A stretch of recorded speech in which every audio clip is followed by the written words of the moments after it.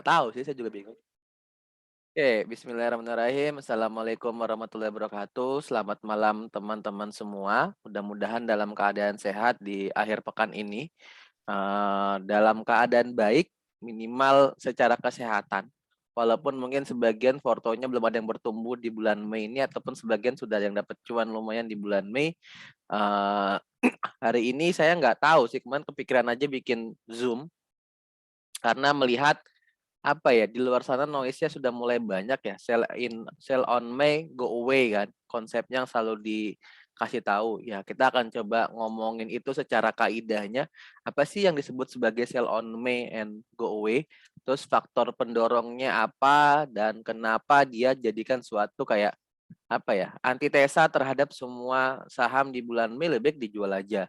Padahal nanti coba kita akan ngomongin bahwa selalu ada peluang kok di market yang ingin dapatkan untuk teman-teman dapat cuan. Itu bahasan pertama. Yang kedua, bahasannya kita akan coba apa kali ya? Coba ngulik ataupun coba diskusi apa yang mungkin teman-teman ingin ketahui tentang konsep ataupun hal yang saya dan sebagian teman-teman yang lama ataupun bareng sama aku. Jadi kalau teman-teman yang lama dan bareng sama aku tuh sudah tahu bahwa aku pendekatannya volume price analysis. Mungkin ada pertanyaan terkait dengan penerapan PPA ataupun yang lain-lain, kita diskusin saja.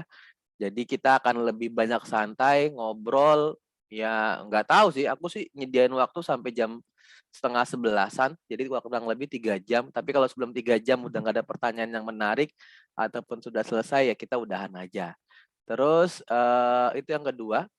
Yang ketiga adalah Zoom kali ini lebih ke arah mengajak teman-teman untuk bagaimana mencari momentum di saham yang kira-kira bisa menghasilkan cuan. Jadi kita tidak bicara tentang what's the problem yang terjadi pada saham. Karena kalau kita ngomongin problemnya aja, akhirnya teman-teman nggak tahu ataupun kebingungan untuk masuk ke bursa. Nah, saya pengen ngasih pendekatan yang agak berbeda. Jadi kalau orang-orang menganggap di Mei ini susah untuk cari duit, itulah PR-nya teman-teman. Jadi kalau saya bilang adalah ketika teman-teman bisa mendapatkan susah nyari duit di waktu yang orang-orang nggak dapetin duit, kalau teman-teman berhasil, maka dalam nanti perjalanannya ketika nyari di saham yang kira-kira jalannya agak landai ataupun agak menukik ke atas, maka jauh lebih gampang. Nah, jadi yang sulit bisa dilaluin, apalagi nanti ketika fase mudahnya. Jadi saya akan ngasih refleks beberapa mungkin alasan yang saya pakai bisa mendapatkan cuan di bulan Mei awal ini, beberapa saham dan kenapa logiknya saya pakai itu. Dan mungkin teman-teman nanti akan ketemu lah alasannya. Yang keempat, kemarin sempat ada pertanyaan tentang MSCI. Kalau emang kita mau ngebahas secara kaidah itu MSCI itu apa dan gimana, ya boleh-boleh aja. Itu aja gitu ya. Gimana teman-teman? Ada masukan lagi? Mau bahas apa? Halo? Saya 65 orang ini manusia semua kan ya?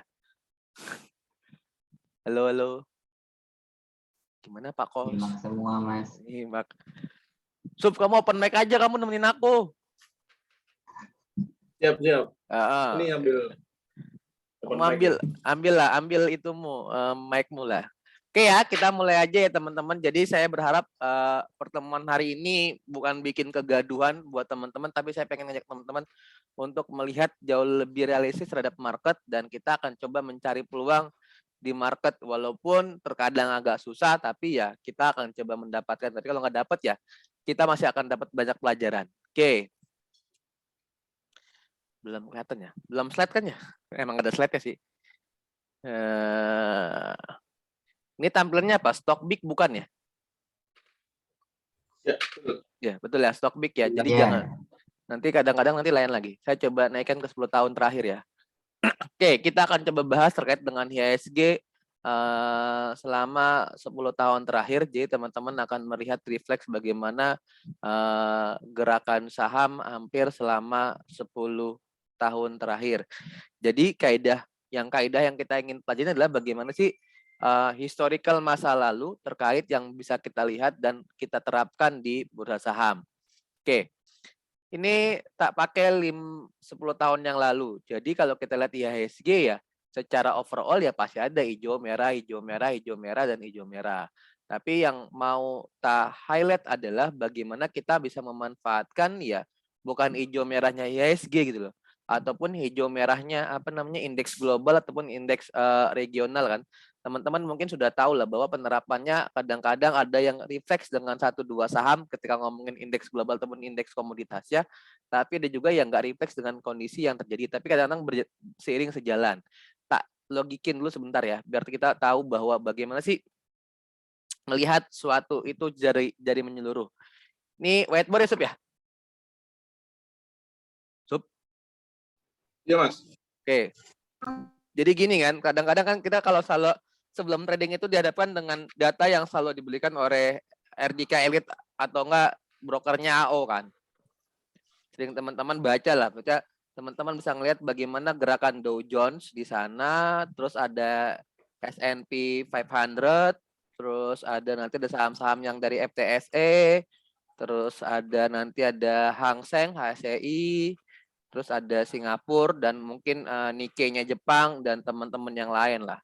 Oke, kalau kita melihat ini adalah ini kan refleks terjadi di bursa sahamnya mereka ya ataupun komoditi saham di tempat lain bukan di tempatnya kita. Jadi kalau kita melihat ini adalah ini gambaran bagaimana bursa mereka bekerja di hari itu.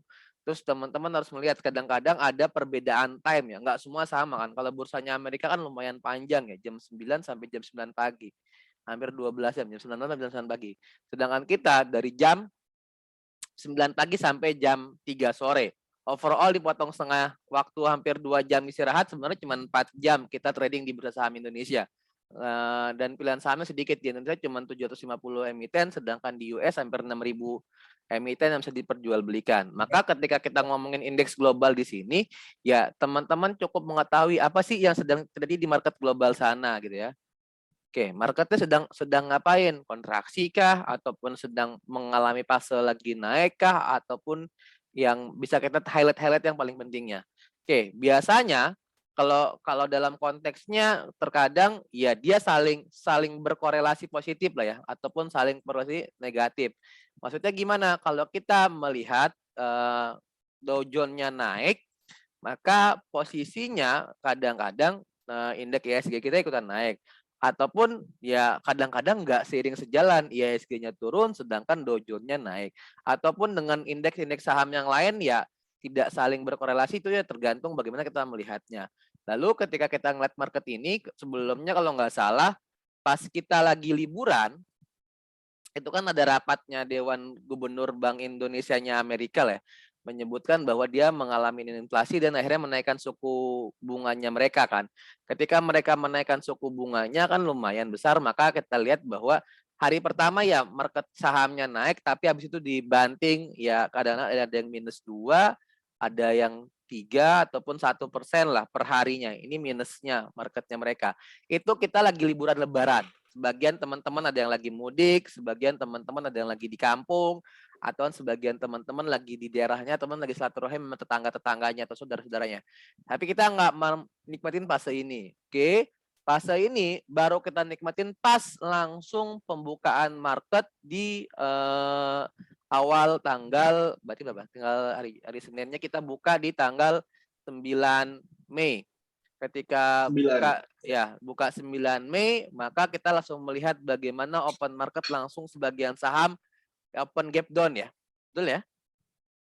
Yang gap down ini malah yang market 600-an, cap-nya Mas. gede-gede ya. Market cap-nya gede-gede. Nah, itu yang bikin kita harus bisa melihat dalam konteksnya. Oke, dan ini yang pertama, yang harus teman-teman lihat bagaimana mereflekskan satu dengan yang lainnya. Lalu kadang-kadang ada juga yang indeks komoditinya kan.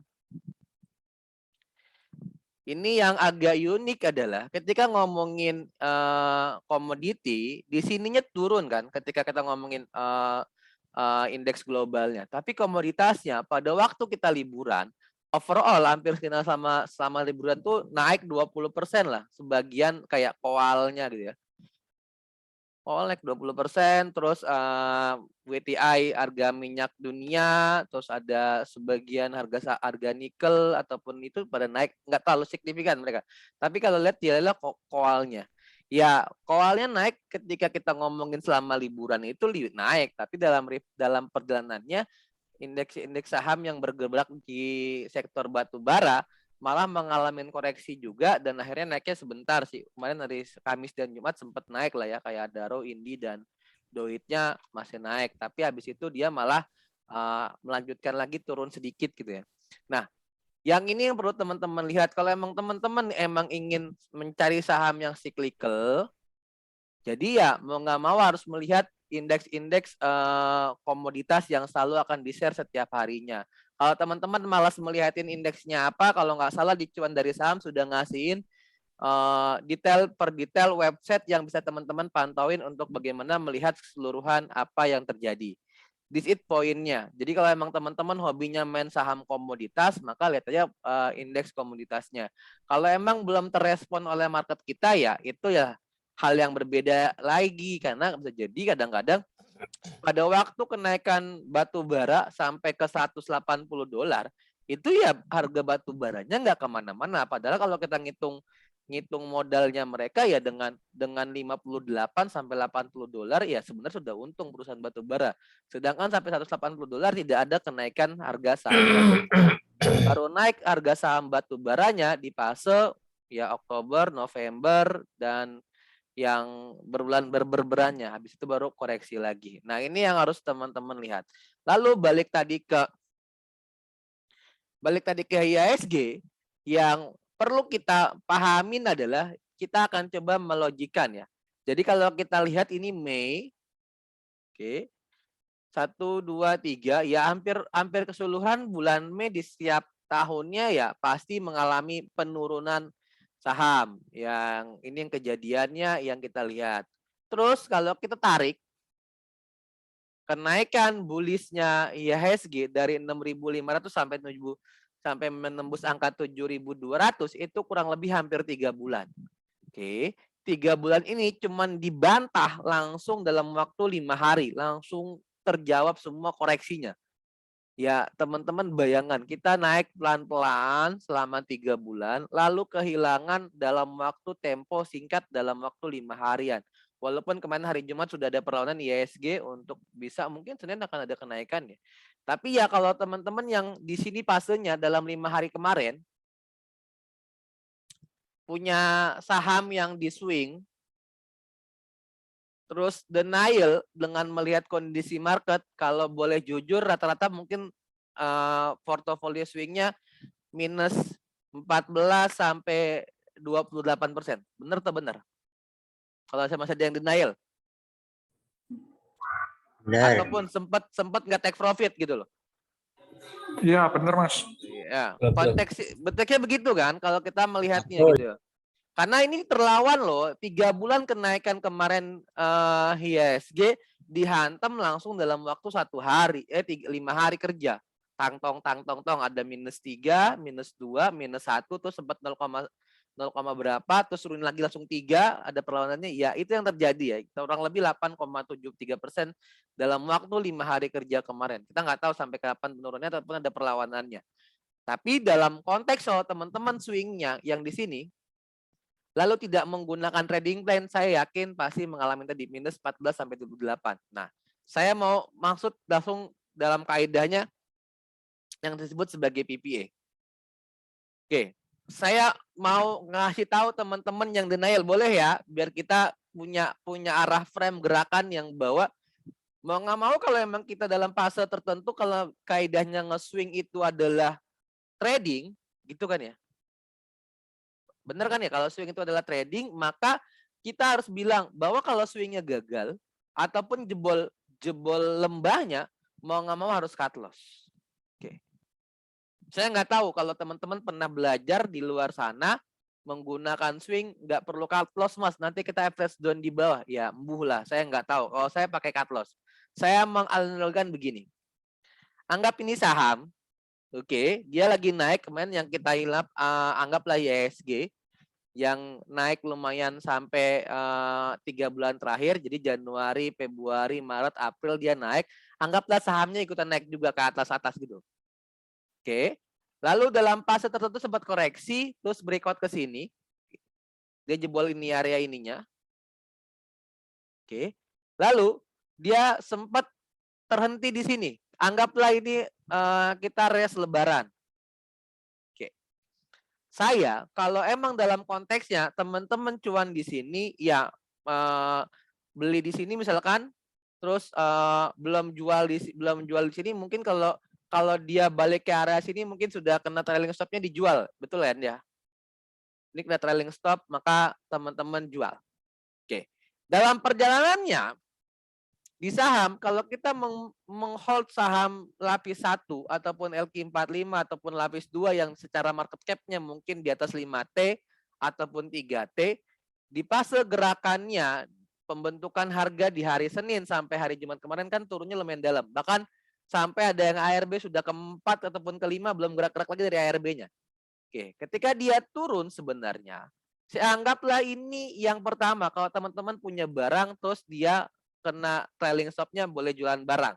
Oke, tapi biasanya penyakitnya ada yang beli di area ini dong, karena konsepnya buy on breakout, betul ya? Atau bahkan ada yang beli di area ini nih, di area pucuk, saya nggak tahu karena kita punya preferensi saham yang berbeda, pasti menganggap ini is good point untuk membeli sesuatu saham ketika dia breakout. Yes, ya nggak apa-apa, tidak ada yang pernah salah. Tapi kalau teman-teman menemukan saham sudah membentuk namanya lower low di area, bagaimana dia terbentuk koreksi di situ, lalu disertai dengan volume yang besar. Saya ulangin lagi ya. Ketika dia membentuk lower low di area yang teman-teman dianggap sebagai mungkin support kuatnya, ataupun istilah yang lain mungkin area terbatas demand-nya, ataupun apapun istilahnya yang teman-teman pahami, tapi kalau dia sudah bikin lower low dan disertai dengan volume yang besar dan harganya makin ke bawah, maka pada waktu di sini tidak boleh denial. Ini kejadian pada hari Selasa, tanggal berapa Selasa ya? 10 ya? 10 Mei. Itu sudah sebagian saham itu sudah bikin lower low-nya. Maka ketika sudah bikin lower low-nya, lebih baik teman-teman dalam fase ini silakan cut loss dulu. Nanti sisa modalnya silakan buy back di bawah. Ketika sudah berhenti penurunannya dan yakin sudah mulai fase ke atas. Oke. Masalahnya adalah kalau dia turunnya cepat, emang kadang-kadang naiknya cepat. Tapi yang jadi masalah kadang-kadang, karena ini sell and on May, go away.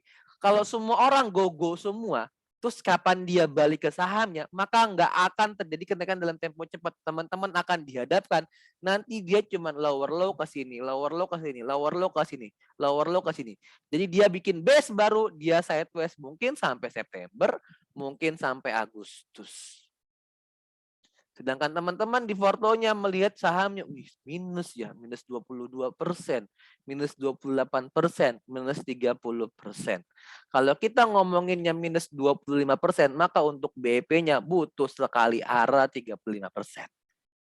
Itu kaidahnya. Jadi bagi Bapak Ibu semua yang dalam fase kemarin melihat IHSG turun dalam, terus harusnya sudah buang barang dan berharap tidak denial loh. Karena konteksnya kalau ada volume besar dan dia jebol di mana fase sebelum bikin lower low-nya, maka lebih baik keluar dulu terus kita masuk lagi ketika sudah berhenti penurunannya, ditandain dengan apa berhentinya. Seharusnya ada candle, kita hapus dulu. Ada candle jarum suntiknya di bawah, bikin hammer di sini, lalu disertai dengan volume yang lumayan besar, dan fasenya dia baru mulai akan ada perlawanan ketika keesokan hari dia tidak bikin namanya, dan konteksnya dia nggak boleh bikin ininya jebol. Kalau ini jebol maka gagal, maka minimal dia hanya bergerak di fasenya sini-sini aja. Pelan-pelan ataupun koreksi lagi. Yang penting dia nggak ke sini ataupun ke sini. Maka ketika dia jebol ke atas dengan volumenya itu sudah benar. Jadi konteksnya ketika kapan masuk lagi, minimal ketika sudah ada perlawanan. This is point ya teman-teman. Jadi bagi saya ya, dengan kondisi ketika kenaikan 3 bulan dihantam 5 hari, sudah jadi tanda bahwa kalau Anda denial ini adalah pelajaran berharga bagi teman-teman di market. Tapi kalau teman-teman sudah menemukan bahwa begini cara tradingnya, maka seharusnya dalam konteks kemarin ketika ada penurunan sudah mulai di hari Selasa, kalau nggak dari Senin, sudah standby cash. Betul dong? Uangnya dalam RDN semua. Ataupun sebagian sudah di withdrawal. Tapi kalau semua uangnya dalam bentuk barang di emiten, ya monggo deh, dicek lagi portofolionya. Ada yang minus 20, ada yang minus 30, ada minus 28%, ataupun minus yang lebih dari itu, maka saya bilang teman-teman denial tidak melihat kondisi market yang ada. Itu dulu materi pertama. Ada pertanyaan? Monggo, Bapak Ibu. Mau curhat boleh loh. Ya Mas Ali, benar itu. Jadi ada beberapa emiten yang denial ya karena berharap ada naik lagi gitu. Solusinya gimana ya Mas? Langsung solusinya ya. Study case-nya Pak, sahamnya apa Pak? Yowis lah, nggak apa-apa bukan Pak. Kan nggak tahu Bapak minus ya Pak. Iya. Apa Pak sahamnya Pak? Sama saya MTek Mas. Oh MTek, oke kita bahas MTek aja ya. Ya. Oke.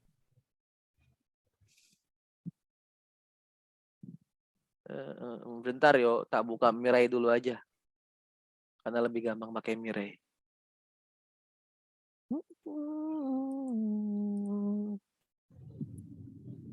Udah kelihatan ya? Kelihatan Mas. Oke. Ya. Cukup? Kelihatan? Kelihatan. Oke. Mirai ini kan tampilannya, kita bahas pelan-pelan ya Bapak Ibu. Jadi habis kelas ini mudah-mudahan jadi jariah bagi saya, teman-teman ngerti trading di saham lah ya. Oke, saya mau ngajarin Bapak Ibu kaidah pertamanya gini. Jadi kalau di saham ada dua pendekatan pertama. CEO ini ada yang kebuka ya. Di-mute dulu ya, maaf ya. Jadi kalau kita melihat di saham itu ada pendekatan yang paling basically adalah dalam ketika kapan batas untuk jualan dong. Itu yang harus kita pahamin dulu ya. Ketika ada candle jarum suntiknya di atas, ini yang pertama, tersaing dengan volume yang besar bawahnya. Oke, ini basically yang awalnya. Lalu adalah ketika dia sudah ini nggak besar, tapi ini anggap ini begini juga, tapi ini nggak besar.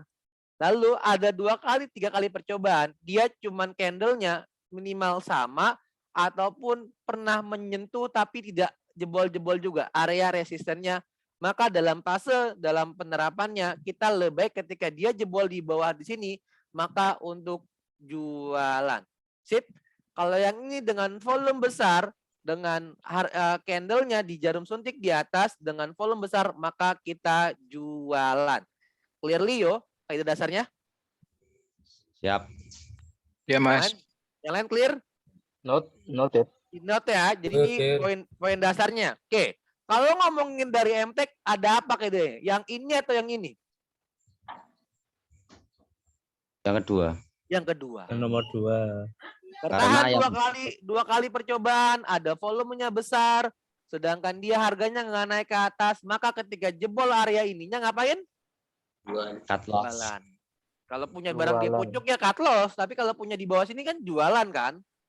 Iya. Is it poinnya Bapak Ibu semua. Sedangkan ini berikutnya ARB ini belum kebuka lagi. Makanya ARB langsung di ARB 6%-an kan? Kalau Bapak Ibu hitung-hitung 3.070 sekarang 2230 berapa minusnya? Hampir 30%, 25, 30. Hampir 30% lebih. Iya, hampir 30%. Yo, sekarang Gimana? Bapak Ibu semua siapa yang hari ini menganggap denial di saham, monggo segera bertobat lah. Karena sudah dikasih tahu bahwa ketika dia bikin lower low, jebol area ini ngapain tadi? Cut loss. Kalau nggak punya, kalau di atas belinya cut loss. Cut loss. Nanti kapan lagi mengutin? Kan kalau kita keluar di sini kan masih enteng ya. 3.070 ini berapa sih harga di sininya? Kita hapus dulu. Sedangkan di sininya ya nggak apa-apa lah 2950, 2955 atau nggak 2960 kita cut loss di sini kan lebih baik. Sedangkan ketika di sini langsung turunnya lumayan dalam dengan volume, maka ya poinnya kita lebih baik kita mau cut loss dulu. Kalau yang beli di pucuk-pucuk breakout 3.000 seharusnya sudah ada tanda bahwa breakout 3.000-nya gagal loh. Lalu ketika dia jebol 2950, Anda yang punya barang silakan keluar. Clear? Clear. Ada saham yang lain apa yang mirip-mirip ini? Banyak. Mirip. BBYB lebih parah lagi. MRT bang. Tuh. 1795-nya jebol, volumenya ngapain? Gede kan? Di atas rata-ratanya kan? Ya buruan cut loss Bapak Ibu.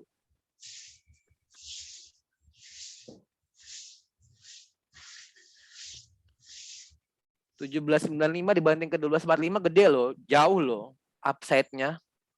Kehilangan hampir 400 poin. Mas Aldi, nanya dong. Yuk, Ini time frame yang berapa ya? Sehari daily ya? daily, berarti? daily, Pak, daily. Kita ngomongin Bapak Ibu yang denial punya saham-saham swing lapis 1 kan? MLPL, MPPA, Mas Aldi. Ya. Lah ini sideways Pak, ben aja Pak, belum jebol areanya Pak. Toh lagi downtrend Pak, ngerot gitu loh Pak. Kan dari sini, ini kan 2 kali percobaan Pak, sama kan kaidahnya Pak? Iya. Tadi ya sudah clear ya teman-teman ya, jarum suntik di atas ataupun 2 kali percobaan gagal ngapain? Buang. Jualan. Kalau punya bawah jualan, kalau mau trailing stopnya, kalau nggak punya barang buruan cut loss. Cut Ketika dia loss. bentuk lower low. Low-nya kebentuk bubar. Yes. Poinnya. MPPA, Mirip-mirip Pak sama podo ae Pak. Kode. Podo dia tuh. Ini 4 1. kali percobaan gagal, masih dalam fase downtrend-nya. Konteksnya besok kalau dia melanjutkan kenaikan Pak, dia harus nutup candle 256-nya. Simple itu aja trading Pak. Ikut. Kalau jebol 256 kita ngikut Pak. Kalau nggak jebol 256 santai dulu. Uang kita masih ada pertahanan di sini loh Pak, belum dijebol loh Pak 186-nya. Siap. Kita nggak tahu kan. Atau emang dia cuma tertahan di sini. Ya kalau di sini benar ya konteksnya kita ngapain sama Pak, nutup candle high sebelumnya. Ya minimal 256 dijebol kan. Siap. Oke. Gimana teman-teman? Yang lain ada pertanyaan? Bris bang, jebol di support quote-nya itu gimana? Ya udah buang lah. Nggak ada fasenya lagi downtrend parah. Waduh. Mau lihat pakai apa Dris ya? Dari sini belum ada perlawanan arah Mas. Tungguin 1100 Itu saja. ada hammer tuh gimana Mas? Ya tinggal konteksnya Double adalah bottom. kalau ada hammernya di sini, saya akan nunggu jebol 1.500 sih. Bahwa dia emang serius naik karena balik lagi ke area demand Tunggu. areanya dong. Ini ada demand-nya Resisten kan? jebol ya? Ya, Iya, ketika betul. demand-nya jebol, maka kan kita balik nunggu demand-nya lagi dong. Saya orang yang lebih baik menunggu dibanding saya harus bergambling ria. Dan saya tipikal orang nggak suka nunggu saham diakumulasi panjang. Lebih baik saham itu berikut ke atas, cepet langsung naik cuan lebar. Di situ poinnya saya suka. Makanya saya ketika lagi trading itu kenapa dapat cuannya seger hampir 18% karena konteksnya sama. Ketika sahamnya berikut areanya dijebol dengan volume, maka saya boleh berani beli.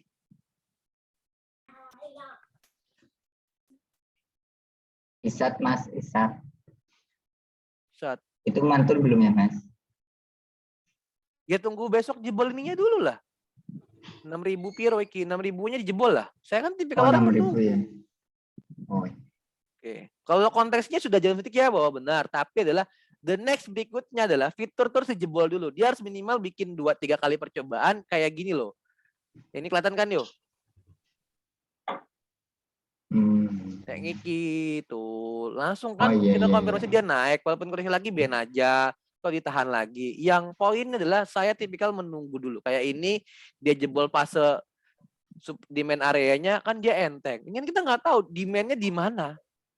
Tapi kalau Bapak Ibu kemarin dapetin sahamnya jatuh kayak begini, dan kalau besoknya dia naik kenceng ya dikejar. Kayak IATA kita dapet di hari apa ya?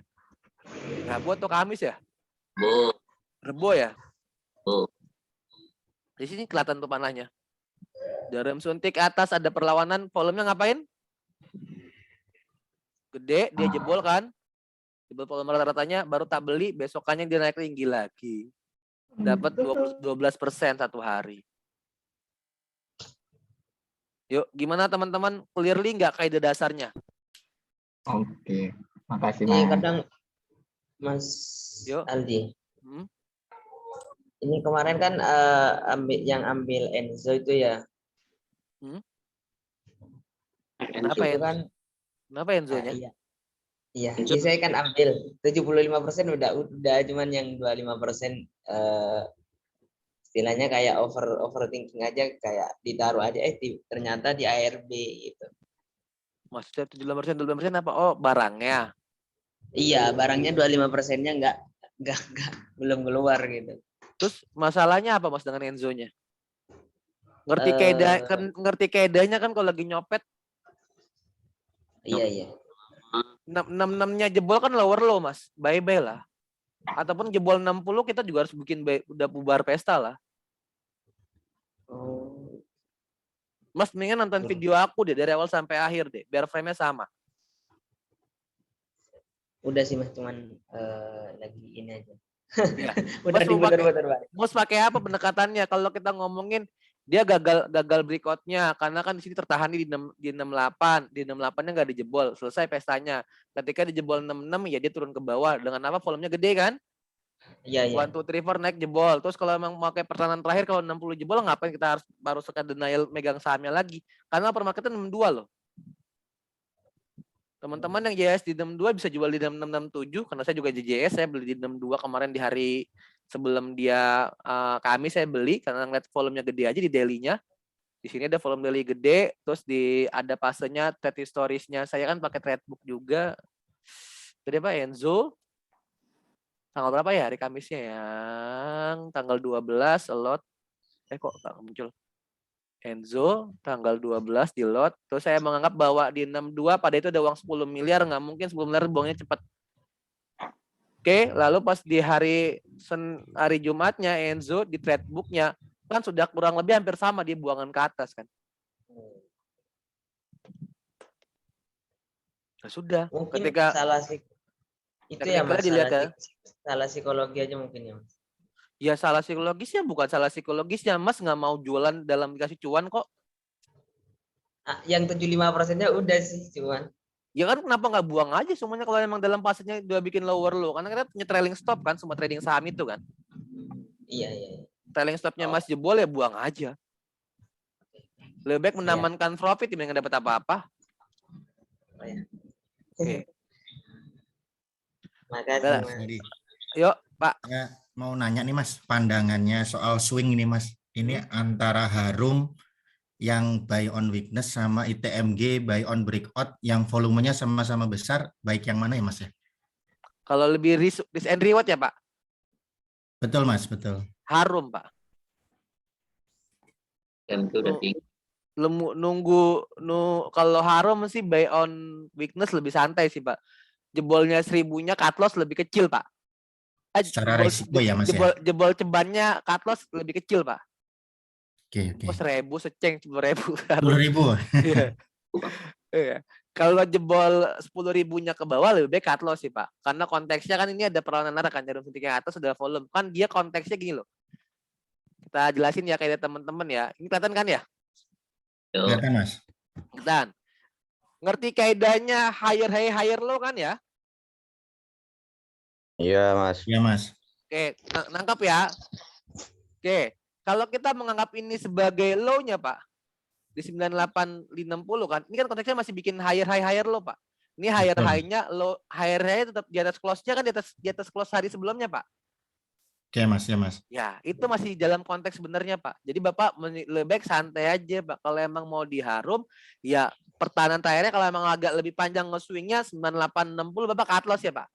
960 ya, oke Mas. Ya, 9860. 9860 ya Mas, ya Mas. Oke, lebih baik begitu karena konteksnya adalah kan kalau kita tarik panjang candle ke samping, ini kan tertahan fase di sininya Pak. Tinggal aja kalau dia jebol 9750, kalau apa lebih panjang kalau 9860 lebih baik cabut Pak, apalagi dengan volume. Tapi kalau kita lihat kan di time frame daily-nya masih dalam konteksnya dia ngelawan pelan-pelan dengan setiap hari close-nya di atasnya Pak. Ya Mas, betul Mas. Ya, close-nya di atasnya. Terus info yang terakhir aku dapat treasury-nya mulai habis sih, ntar lagi. Apanya Mas?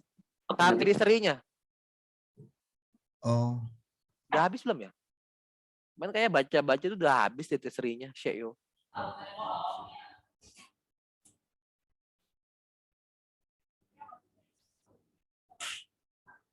Ini RTI kan ya? Iya Mas, betul Mas. Bentar, sabar ya. Harum mewangi. Dikit lagi, Pak. 2 M. 2% lagi. Seharusnya kalau treasury-nya habis sudah pindah semua, ya udah selesai, Pak. Mungkin lebih enteng, Pak. Baik Mas Ali, makasih Mas Oke. insight-nya Mas. Mas kalau kayak gitu itu belum apa Mas? Belum paham apa saham treasury. Saham yang di-buyback oleh perusahaan kan. Oh. Kayak LPPF kan treasury-nya gede banget sekarang. Apalagi dia treasury lagi sekarang kan. Dia nambahin saham buyback lapis 2-nya. Itu 9% treasury-nya. Itu Jadi sudah semua dibeli gitu Mas ya? Bunyinya sudah dibeli pakai sudah keuntungan beli atau perusahaan. proses? Enggak. Dibeli udah dibeli. Oh, sudah dibeli. Oke. Oke, monggo ada pertanyaan lagi nggak? Ada yang nanyain MM tuh Mas. Apa? Manajemen. Manajemennya maunya apa? Manajemennya apa? Ada manajemennya swing dan manajemen scalping, dua beda pendekatan Scalping berbeda. dulu Soal. deh. Scalping dulu boleh deh Mas. Open mic aja teman-teman, aku nggak baca chat soalnya, nggak ada adminnya. Jadi kalau scalping mau cara cepat kaya atau cepat miskin? Ayah. Minim resiko Bang. Oke. Kalau minim resiko adalah paling gampang di scalping itu adalah saham yang belinya breakout area. Jadi kita beli sahamnya yang breakout. Jadi dia lihat sahamnya, gunakan daily sebagai time frame melihat analisa trennya dan tentukan di daily adakah resisten yang mungkin harus dijebol secara daily-nya. Oke. Lalu ketika dia dalam penerapan buy and sell-nya di intraday yang teman-teman pantau boleh pakai candle-nya. Kalau emang jago pakai 1 menit, tapi kalau emang biar nggak noise bisa pakai 3 dan 5 menit. Oke. Lalu kapan belinya? Ketika dia jebol breakout area.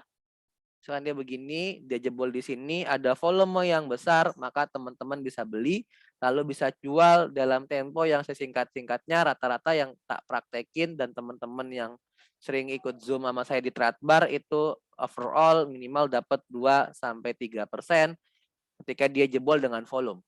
Tapi kalau nggak ada volumenya, kalau teman-teman kena prank, lebih baik lupakan. Terus dalam fasenya, Mas aku belum sempat jualan, tapi dia sempat turun bentar, tapi di dalam candle intraday-nya kehilangan volume, lebih baik santai-santai aja. Lalu ketika dilanjutin kenaikan lagi jebol ini areanya, silakan teman-teman nikmatin jualannya di atas.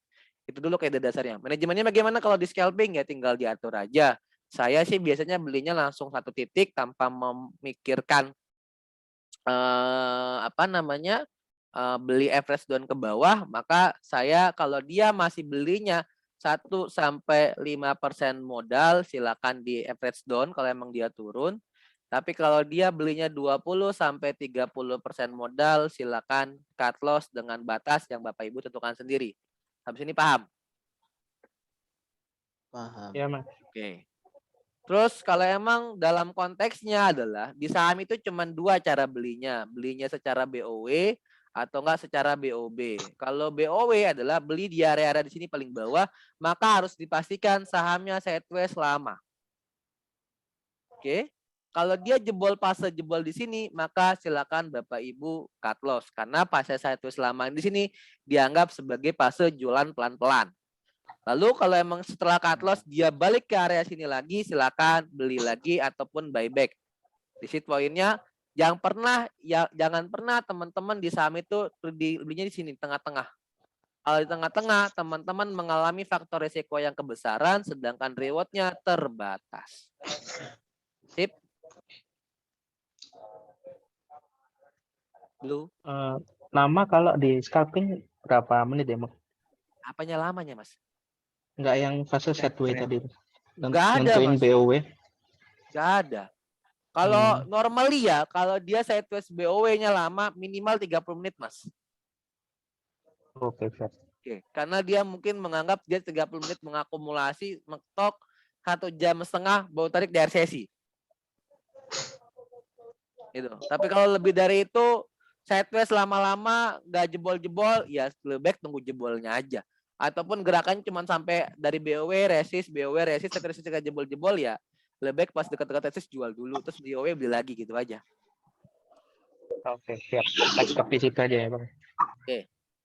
Kalau kaidah trailing stop yang sekiranya buat kita disiplin gitu loh, Mas. Ya naik 3 tick, trailing stopnya naik 1 tick, naik 3 tick, naik 1 tick aja. 31 kalau 32. Atau mungkin kalau pakai bisa dicontohin di chart, Mas. Di candlestick, Mas. Atau pakai tikan aja. Apa kita pengen cuan apa yo? Yang ODT gitu. Bapak Ibu yang RMKE. ikut ke Zoom. RMKE ya, RM. benar jual cuan RMKE yo. Iya. Saya. Yang nge-zoom itu mengingetin dong, gue lupa. Oke, ini kan RMKE. Menyalurkan cuan. Kalau kita ngomongin bagaimana trailing stopnya adalah ketika dia kalau dia kan pelan-pelan naik kan, dari sini kita beli dari bawah kan ya, pas lagi open market kan ya, terus jualin di GoPay ternyata kan. Terus pas dia naik dalam fasenya adalah ketika dia bikin lower low, jebol lower low-nya dengan volume gede, kita akan langsung jualan aja sih kalau pakai candlestick. Halo? Iya. Oke. Terus kalau emang pendekatannya pakai percentage, ya tinggal kawal aja teman-teman 31 aja. Jadi kalau setiap kenaikan 3%, maka teman-teman menurunkan 1% trailing stopnya. Jadi kalau 3 ke 2, ya buru-buru jual. Kalau tiba-tiba naik lagi 3 lagi ke 6, maka naikin lagi 1. Berarti 3 ke 5, kalau enggak 3 ke 4. 6 ke 4. Gitu. Jadi kalau pakai percentage, ya tinggal lihat aja. Karena kan milik kenyamanan masing-masing. Kadang-kadang ada saham yang dalam fase penurunannya udah kayak roller coaster. Habis dinaikin langsung dibanting. Wush gitu kan. Jadi kan saham kayak WinR, kalau teman-teman pakai trailing stop gimana dalam hitungan detik kemarin? 12 langsung ARB. Ya emang nggak mau ya teman-teman, lebih baik sesuai dengan kenyamanan masing-masing. Ini pakai 1 menitannya deh. Nah, cuy, mau pakai apa di sini? Langsung tiba-tiba 1 menit langsung ARB.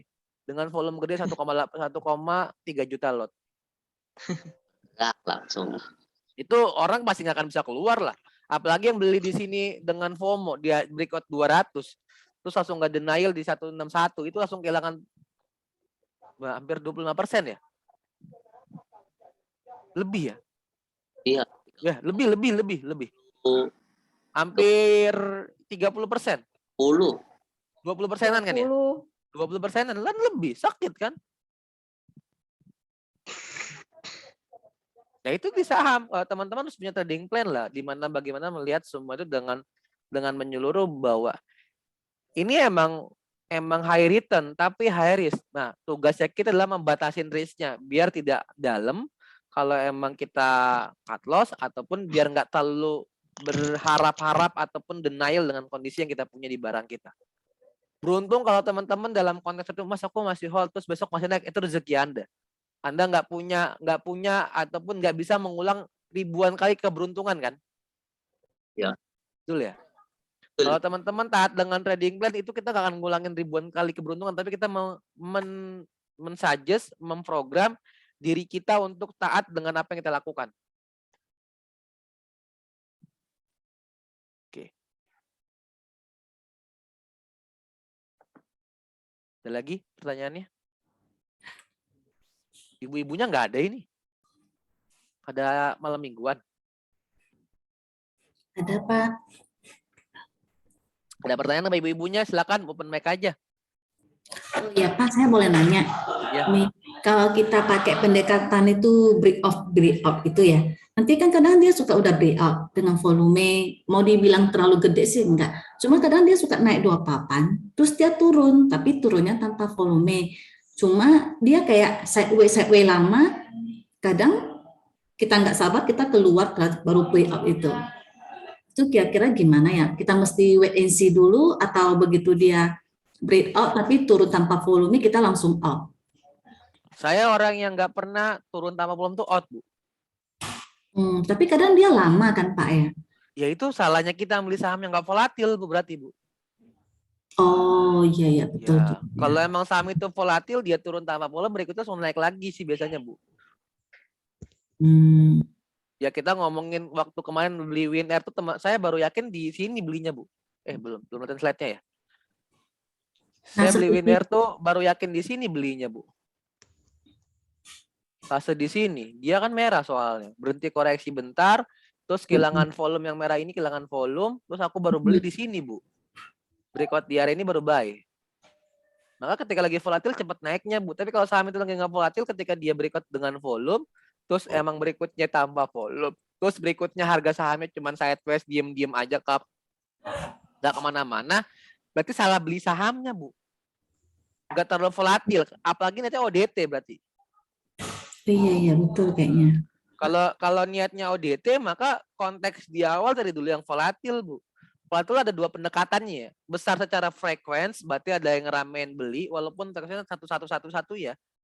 Clear ya, saham-saham kayak Bima, KRW, MTWI, Laba, Baja, siapa lagi ya? Net TV. TV, terus yang pokoknya banyak lah saham-saham yang dipancing secara frekuensinya satu.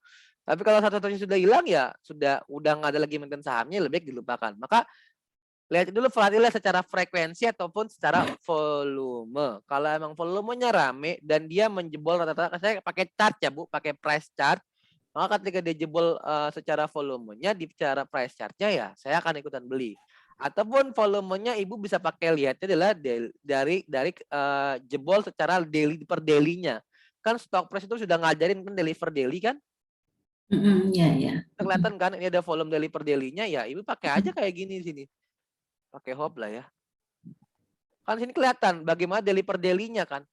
Di sini dia naik tinggi-tinggi terus besoknya daily-nya turun jauh, Bu, 3 jutaan lot, 300 ribuan lot. Ini ngapain, Bu? Flash sale kan?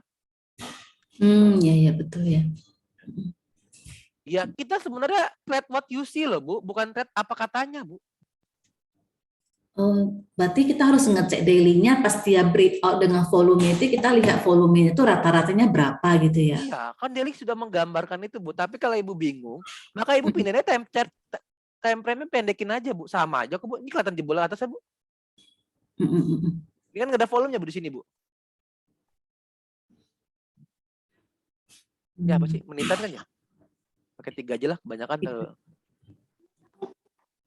Ini kan kelihatan, Bu. Maksudnya kita ngomongin di sini lah. Di sini kan sempat dinaikin dengan volume jebol ke atas kan, jebol naik harga sahamnya ke atas kan.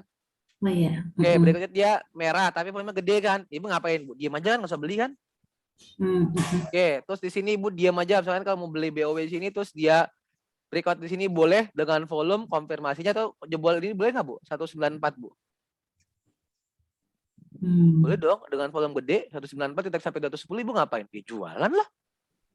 Ya. Dalam 3 menit loh. Gitu. Yang masalah adalah kita waktu itu salah milih sahamnya, Bu, nggak terlalu volatil. Iya, kayaknya betul itu, Pak ya. Nggak tahu Ibu yang trading di saham itu harusnya bisa langsung nerka bahwa gimana sih gerakan sahamnya, karena kan kita ngomongin tadi kan secara frekuensinya gede, secara volumenya gede. Di MIR itu sudah ngelengkapin semuanya loh, Bu. Ibu ada fitur 1 2 3 4 kan? Belum pernah make ya? Yang kayak gimana ya, Pak ya? Ini kan ada top by volume kan, Bu? Oh ya, itu ya, ranking ke ya. atas dari misalkan volume kan. Kalau punya layarnya banyak kan bisa dibagi 2 atau 3 kan.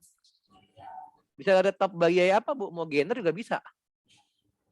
Di poinnya, Bu. Terus Mas Aldi itu kadang kan kita lagi perjalanan market ya. Cara Mas Aldi itu melacak itu tiba-tiba ada lonjakan volume itu dari yang running trade itu kira-kira gimana ya? Kadang kita kan kelewatan ya, begitu. Ya kalau lewat dilupakan, Bu, nggak dikejar. Oh iya. Karena saya tipikal penunggu, saya nungguin dulu emang ya saya kalau dari running trade muncul langsung tak pindahin semua ke chart, Bu. Tak langsung pindahin candle chartnya. Chart saya itu totally selalu begini kok, kiri kanan kok. Ini udah buka E2 ya. Sini adalah daily-nya, sebelah sini adalah menitannya. Langsung berdua begini. Dan dia selalu kesatuan kok. Saya udah begitu. Kemarin dapat cuan opo sih RMKE begini kok. Saya dia bilangin sama teman-teman, yuk kita kalau jebol 482 hold dulu. Gitu kan? Terus pakai ini kan daily-nya, ini menitannya kan. Ini berapa ya? 3 menitan kan. Ya sudah. Terus kalau emang Mau pakai apa saham lagi? Cuan apa sih hari Jumat tuh? Yang nge-zoom. Jadi lupa ya. Oh iya, ESA. Bel. ESA, Bel. Ya sama kan, dari sini kelihatan, Bu. Ini ada volume gede di ARB dengan naik. Terus ada volume gede juga lagi fase orang-orang pada FOMO. Terus dia turun tanpa volume kan, Bu. Terus jebolin lagi dengan volume, ya ngapain, Bu? Tinggal beli lagi aja. Mau breakout boleh atau main BOE boleh kan. Terus dia balik lagi ke sini kan masih dalam fasenya higher low-nya lagi. Belum bikin lower low kan. Jadi di Telegram bilang kok kalau teman-teman trailing stopnya kapan 12.30 kalau jebol kan ya? Iya betul. Di scroll aja teman-teman, DSA-nya kapan. Terus kayak kemarin BRMS kenapa beli di 210 kan di breakout 210 ya, Bu. Iya. Dengan volume kan? Kelihatan kan? Ini jebol dengan volume gede, dapat 210, sekarang 224, teman-teman masih hold dapat 6% loh. Ya kan? Dan saya nggak pernah pakai indikator yang aneh-aneh teman-teman ya. Ini teman-teman lihat sendiri candle-nya. Naked candle tanpa moving average, tanpa MACD, tanpa RSI, tanpa stokastik, tanpa yang lain.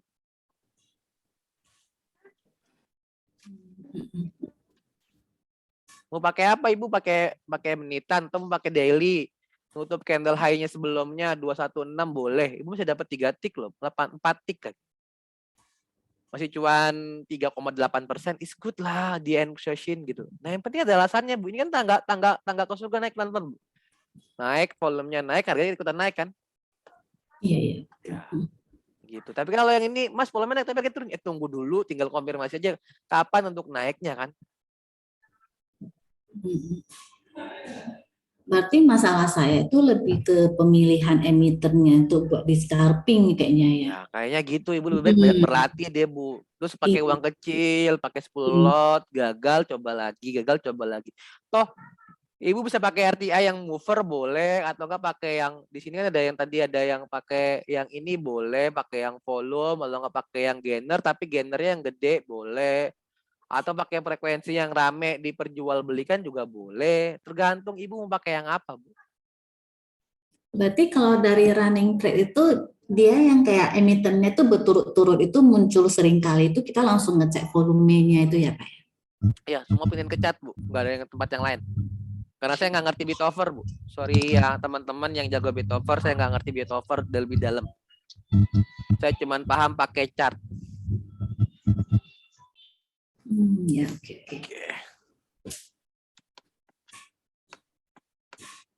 Udah sejam. Ada lagi pertanyaan?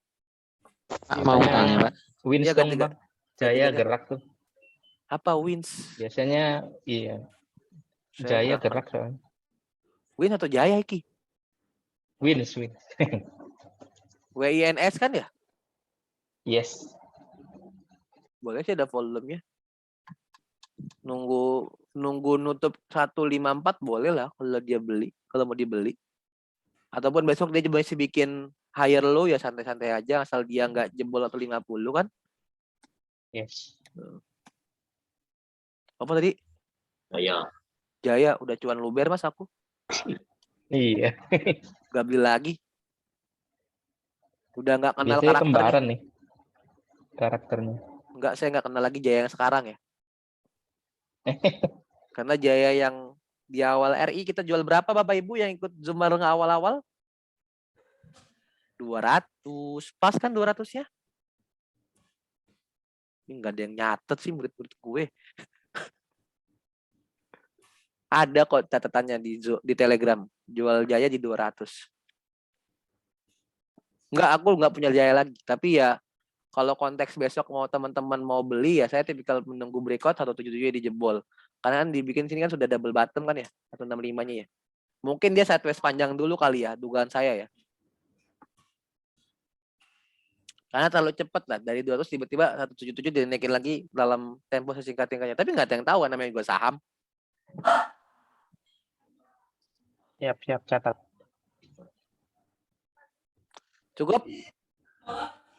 Ada yang menarik kah? Jangan bahas emiten dong, bahas yang di luar emiten lah. Tanya Mas. Perbedaannya tadi kan aku sempat dengar Mas Aldi itu ada Seedway yang posisinya jual pelan-pelan.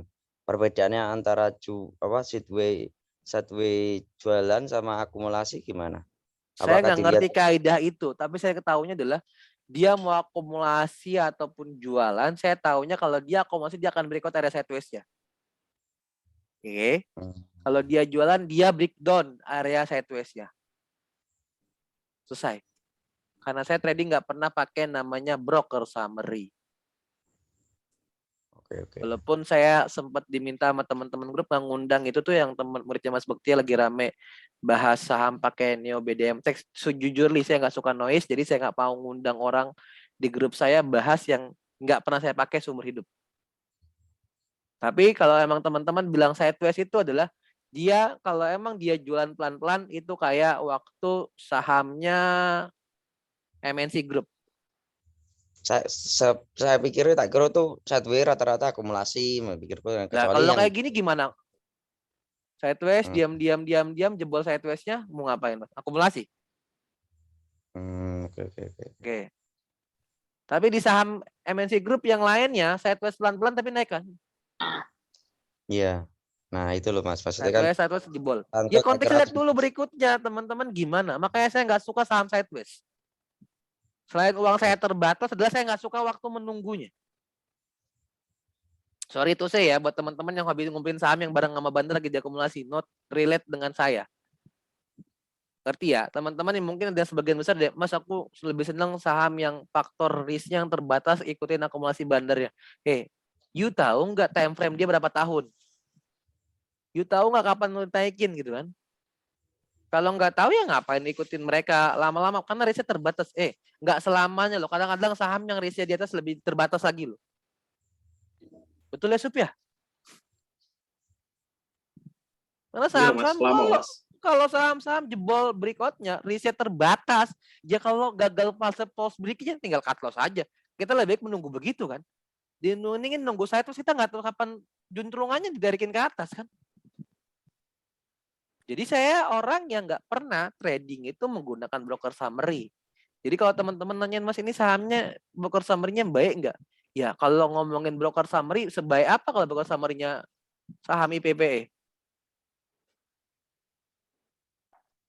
Dari Maret sampai sekarang yang ngumpulinnya adalah KZP 2 juta lot. Sedangkan ini jualan YPH Madi hampir sama kok. Kalau pakai broker summary kan harga sahamnya harusnya dia orang lagi nyangkut 398 average-nya. Pertanyaannya emang percaya dengan kayak begituan doang? Di sini dia ngapain 398? Ini yo. Ada volume gede turun jualan. Kita tuh not relate aja lah. Oke. Jadi kalau saya bilang, jadi mohon maaf ya, saya emang nggak ngerti kaidah broker summary karena mindahin barang dari satu broker ke broker lain itu gampang, cuma 25.000 berapapun jumlah lot Anda kan. Belum pernah ya? Cukup 2 hari kerja kok. Nah, pertanyaannya pindah barang dari broker A ke broker B itu nggak pernah tercatat di bursa broker summary-nya kita. Tahunnya adalah saham itu lagi nyangkut kan? Ataupun di bandara lagi nyangkut tuh. Tahu dari mana bandara lagi nyangkut kalau tiba-tiba dia udah distribusi pakai broker yang lain. Atau enggak dia akumulasi pakai 15 broker. Gitu. Siap. Berarti kita masih tergantung dari rankingnya Mas ya. Apa jaraknya dia setelah keluar dari BOB, berarti dia posisi ini sideways-nya rata-rata jualan. Kalau BOB aku akumulasi gitu. Kebalik. Oh, kebalik ya. Namanya BOB ke atas lah. Iya ya Mas. Maksudnya itu ya. Oke, ada lagi pertanyaan? Baru sejam nih. Saya Mas. Yuk. Ini untuk pertimbangan di season 2 Mas. Itu untuk mencari yang terbaik itu gimana? Kan biasanya kalau saya menunggu Mas. Saya akan banyak season 2 itu saham yang dari trend muncul tak tandain kapan breakout-nya. Kita hari Jumat tuh dapat MITI yo. YPP.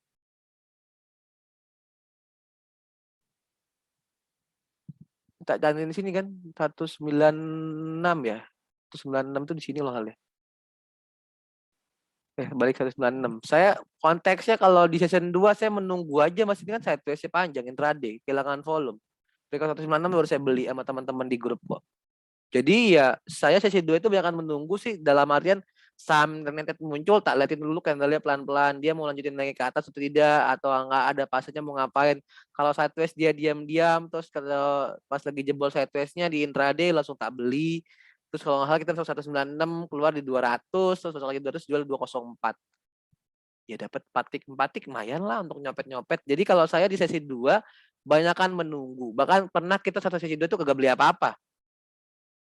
Kalau sering ngikutin Zoom Trade Bar sama saya sama teman-teman tuh sesi 2 tuh ya udah nungguin aja, kadang-kadang nggak ada obrolan sama nggak ada yang bisa kita beli. Pun kalau sudah dibeli takut, udah dipucuk semua, nggak mau berani menanggung resikonya, ya udah jadi penonton aja kan, nggak harus semuanya saham sesi 2 terus dibeli kan.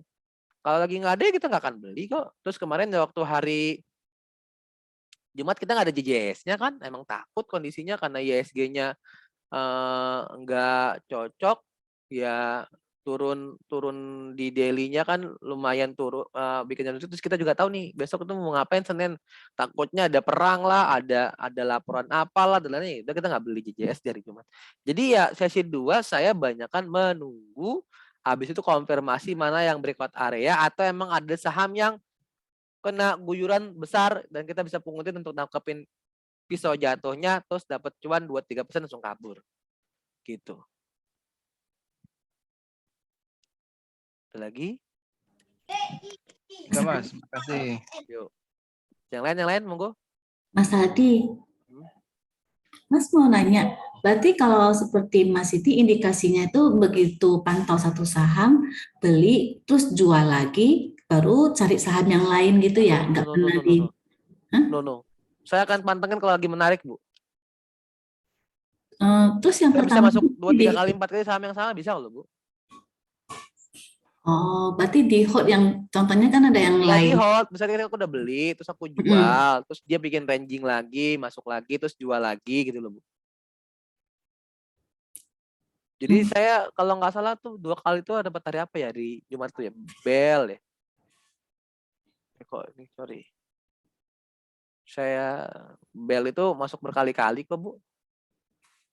Jadi saya beli di sini kan karena ARB, terus jual di hijau. Jual hijau sini, terus masuk pas breakout 257, terus jualin di sini kalau nggak salah saya. Terus breakout lagi, saya jualan di sini kan sideways panjang. Udah aku nggak beli lagi, Bu. Oh bukan, maksud saya itu dengan emiten yang beda gitu loh. Ya kalau ini udah selesai baru saya pindah, Bu. Jadi kalau sudah selesai pestanya kan aku bilang, ayo kita pindah cari yang lain gitu loh. Berarti harus jual dulu ya, kita nggak boleh. Aku jual, aku nggak pernah menyelesaikan satu transaksi tanpa aku pantengin, Bu. Oh iya betul. Lebih baik aku ketinggalan momentum di tempat yang lain nggak apa-apa, Bu. Karena kan aku bertanggung jawab dengan portoku, Bu. Jadi saya tanggung jawab tuh selesaiin dulu, sudah cuan ataupun loss, baru kalau memang ada peluang lain di tempat lain baru ikutan beli.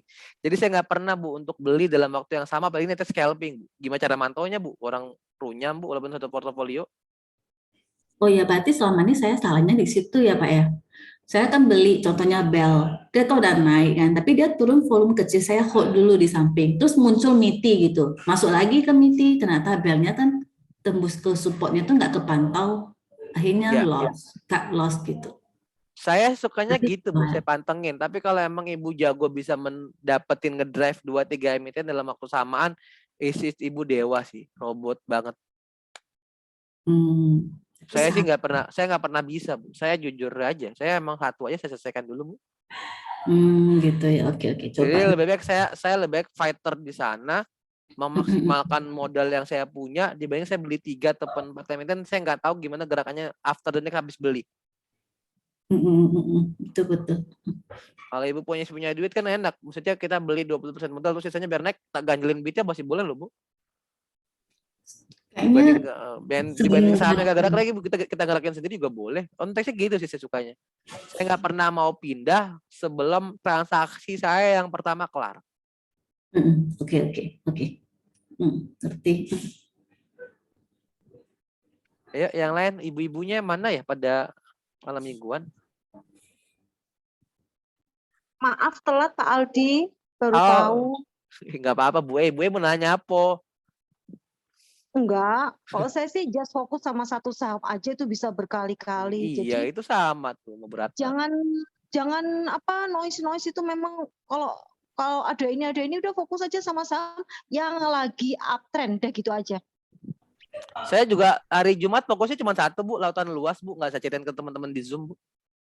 Iya, malah saya kelewatan itu LTLS. LTLS orang-orang pada fokus di ESA ya, aku mau cari lautan luas doang Bu. Saya fokusnya di UFO, terus habis itu dapat ESA, dapat AMRT. Ya udah nyaplok aja di situ selesai. Habis ya Bu, dapat 8 juta udahan ya Bu ya. Sama Bu, kita juga kayak gitu kok. Teman-teman semuanya sama kok. Yang kalau yang kenal saya karakternya mirip-mirip kok sama guru-gurunya ya Bu ya. Tapi memang harus latihan sih Pak Aldi ya. Ini memang teman-teman nih kayaknya sama saya juga harus latihan sih. Latihan fokus deh. Fokusnya ya apa ya di satu saham sama konsisten untuk cuan. 1 juta deh minimal kayak gitulah. Piye carane gitu. Caranya ada Bu, kan Pipieto. Modalnya Bun, Caranya modalnya. kan udah dikasih pakai ini loh. Yang digambar itu kan udah jelas. Ketika ada naik volume harga naik ya udah masuk aja gitu. Kita kan ilmunya nggak ada yang lain Bu, Pipieto kan. Iya betul. Mas Aldi. Yuk Pak. Mas, itu tadi yang bisa bolak-balik satu saham itu misalkan udah naik nih kita lepas. Nah, itu ketika turun itu kita yakin bisa masuk lagi itu tadi yang konsepnya dia tanpa volume ya. Betul Pak. Ketika dia ditahan bentar sama volume Pak. Tapi kalau dia jebol fase yang ditahan itu saya cut loss juga kok Pak. Oke. Saya juga kalau orang taat kok Pak. Oke. Tapi apa namanya? Intinya kita cari yang uptrend ya, Mas ya. Iya, kalau saya tidak selalu begitu, Pak. Lagi uptrend, lagi fasenya lagi enak. Saya detik ini masih belum berani trading TRJ, Pak. Walaupun pernah kasih cuan TRJ ya, kita punya di 420 jual di 600-an kan. Habis itu kita sempat beli di bawah, sudah naik 7%, tiba-tiba langsung di ARB-in, Pak. Langsung kita udah ganti style nih bandarnya. Walaupun TRJ kalau kita deketin hari sekarang kan udah mulai ada perlawanannya Pak. Tapi saya belum berani masuk kan. Pakai daily kan. Masih bikin higher low ke atas kan. Tapi saya belum berani masuk Pak. Karena sudah punya pengalaman pahit loh Pak. Maksudnya gitu loh. Kadang-kadang kita kan punya preferensi pengalaman pahit yang berbeda-beda ya Pak. Ya. Ya. Terus ada teman-teman yang preferensi pengalaman pahit di saham legenda, ada yang teman-teman preferensi saham kayak Selis. Ada saham-saham yang aneh-aneh ya, kita nggak ada yang tahu kan. Makanya preferensi itu yang bikin orang beda-beda kan. Ada yang curhat sama aku nyangkut di saham Gocap Pak, LT.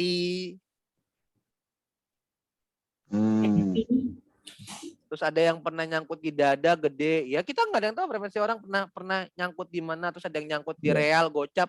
Itu orangnya di sini lagi gitu dan Zoom tuh. Gitu. Kita maksudnya saya bilang tadi Pak, karena poinnya lebih baik cari saham uptrend Pak, dan kalau bisa ragingnya Bapak bisa tenang ya Pak, dalam artian secara tick dia nyaman gitu. Maksudnya Bapak kalau turun 2-3 tick masih bisa keluar dengan exit dengan model yang Bapak masukin. Terus yang kedua adalah ya secara gerakan Bapak nyaman lihatnya Pak. Oh iya santai gerakannya, nggak kayak saham hop gitu Pak, habis naikin boost gitu kan Pak. Atau kayak WinAir kan habis naikin 20% tiba-tiba langsung ARB gitu kan. Ya kayak gitu-gitu kan Bapak akhirnya punya preferensi sendiri. Saya nggak cocok main saham begituan tuh gitu loh. Lebih baik saham-saham tadi yang sebutin aja kayak Bu Ratna bilang. Ya wis aku cuma fokus di UFO, AMRT sama ESA 3 saham itu aja yang menurut Bapak Ibu dapatin. Karena nanti gini loh Pak. Saham itu yang paling susah cuma satu Pak. Noise Pak. Whatever noise-nya kan, kita noise-nya banyak dong Bapak. Saya nggak tahu Bapak ikut berapa ribu grup saham kan? Ya, noise pertama adalah grup saham Bapak ikutin. Itu konten pertama kan, itu noise-nya kan? Oke. Yang kedua noise Bapak trading tanpa trading plan Pak. Oke. Yang ketiga Bapak trading berdasarkan running trade tanpa melihatkan apa flow yang Bapak lakukan setiap hari. Isi poinnya Pak. 3 itu Bapak lakukan tiap hari lama-lama jadi gembel Pak. Iya. Ketika terpengaruh dengan noise dari ikutan semua grup A bilang A beli, grup B bilang saham B beli, maka lama-lama Bapak ABC nggak tahu itu alasan belinya apa Pak. Dulu diperparah dengan grup yang muncul Clubhouse malam-malam sampai jam 11 jam 12 malam. Kita mau ngapain sih trading, emang mau gibah-gibah doang. Gibah itu di jam bursa gitu loh, nggak usah pakai kode-kodean gitu loh. So kalau kita sama frame-nya nggak perlu dikode-kodein, kita tahu kok sahamnya apa. Terus kalau emang mau beli ya beli, kalau mau jual jual ya, tinggal resikonya Bapak Ibu harus pahamin gitu kan. Nah, di Zoom-nya saya setiap pagi itu ya sebagian teman-temanku yang ikut lama ya modusnya sama Pak, VVA semua pendekatannya, dan mereka tahu main frame-nya. Ya, Mas Aldi belinya area BOW, Mas Aldi belinya area breakout, kapan jualannya dia juga tahu. Itu yang pertama. Noise grupnya, kalau Bapak grupnya masih banyak terus nggak pernah kebaca, lebih back out Pak. Terus yang kedua adalah setiap beli Bapak tambah trading plan, itu benar-benar bunuh diri Pak. Jadi ya setiap beli itu harus dihitung dulu Pak trading plan-nya. Yang paling penting hitung resiko kan.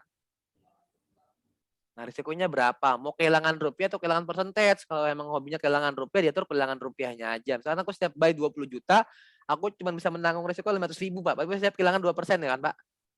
Ya. Ya, maka Bapak bertahap dengan itu. Kalau 500.000 aku cut loss gitu loh. Kalau setiap entry 20 juta kan. Terus, nah poinnya Pak, kalau orang nggak pakai trading plan Pak, ada masalah pacekliknya Pak. Pacekliknya kapan? Bapak misalnya tadi, Bapak bersepakat 500.000 kan Pak? Iya. Oke, terus lihat porto nyangkut 3 juta Pak, stres nggak Pak? Banget. Nah itu jadi masalah Pak. Orang-orang yang gagal saham itu ketika dia nggak pakai trading plan, beli 20 juta tiba-tiba dia cuma bisa menanggung risiko 500.000, terus lihat portofolionya nyangkut 3 juta Pak, dia udah guringan Pak. Dia kehilangan 15%, langsung guring-guringan. Ini aku gimana ya? Terus nyalahin saham. Saya udah nyam kemana-mana Pak. Saya dapat curhatan ibu-ibu Pak, beli BCAP Pak di pucuk Pak. Baru pertama kali belinya langsung dalam jumlah gede Pak. Pas dia nyangkut di sana, WA saya hampir tiap hari. Mas Diki gimana ya Mas, keluarin 8 juta cut loss-nya ya Mas ya. Lah, Ibu gimana ngitung kemarin faktor resikonya Ibu? Sedangkan Ibu takut kehilangan 8 juta, kenapa Ibu banding beli entry 80 juta Bu gitu. Nah, poinnya Pak, kalau ngomongin resiko tadi, maka Bapak mikirin kenyamanan. Bapak ataupun Bapak Ibu semua, berapa sih nyamanmu yang bisa kamu hilang, tanggung resikonya, dan kamu bisa fight di saham Pak. Oke. Saya nggak tahu, setiap orang beda-beda dong Pak, karena kan beda modal kan Pak. Iya. Oke, ada yang bisa nanggung 1 juta, is good. Tuh, ada yang bisa nanggung 5 juta, ya is good. Ataupun kayak Mas Bekti kemarin habis ngilangin 4,1 M, ketawa-ketawa. Ya mungkin bagi Mas Bekti 4,1 M itu masih 3%-nya kali Pak gitu. Ya kita nggak ada yang tahu kan. Jangan, kita orang beda-beda dong. Maksudnya ada yang berapa, ada yang 3 juta, ada yang 5 juta, ada yang 30.000 pun uring-uringan juga ada Pak. Mungkin udah kecil. Ya tergantung setiap orang, yang ada yang udah tahu kan. Ya, nomor 2 clear ya Pak? Ya. Oke, nomor 3 running trade Pak. Nggak selamanya Pak running trade is good Pak. Kalau Bapak punya watchlist, lebih baik pakai watchlist Pak. Ya kadang running trade udah telat duluan ya, seringnya Mas. Karena gitu Pak, kan ngitungnya frekuensinya tabrak-tabrakan Pak. Yang beli kan 750 emiten Pak. Iya. Betul dong, kan gebuk-gebukan Pak. Yang ono mau beli, yang ini mau jual, kan semua running trade munculin itu semua kan. Padahal kadang-kadang ada saham tanpa itu tiba-tiba munculan itu 13% kan Pak? Iya betul. Ya, makanya tugas kita adalah fokus di watchlist saja Pak. 3 ini clear, noise-nya nggak ada, Bapak Ibu punya plan sendiri, is good untuk trading dalam jangka panjang. Iya tuh Mas. Ya, yang susah itu memisahkan noise-nya ataupun denial. Nah, biar noise-nya itu pertama grupnya outin yang nggak sesuai dengan relate dengan tugas, dengan kita outin aja, terus trading plan-nya disiapin semuanya dan taat kan. Nomor 3, fokuslah dengan WL yang kita punya, selesai solusinya.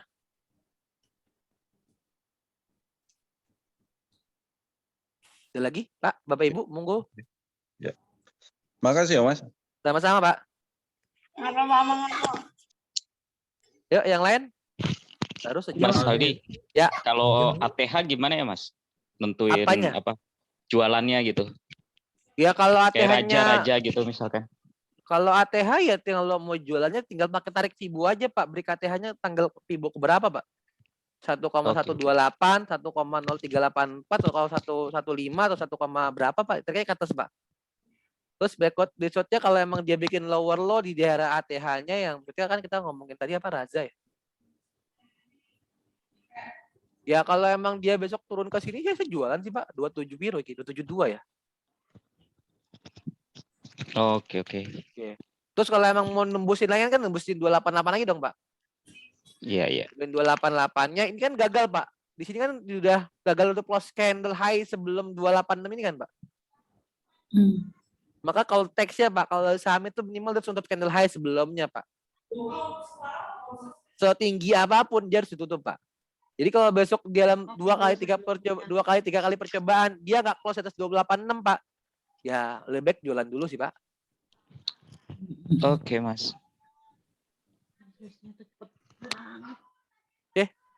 Monggo ada lagi yang lain? Ini Mas. Ya. Ini seumpama kan kita sudah punya watchlist Mas ya. Katakanlah awal jasi itu Mas. Katakanlah setengah jam itu kita punya katakanlah 3. Itu 3 itu merah semua. Baiknya untuk lihat ke running trade itu gimana Mas ya?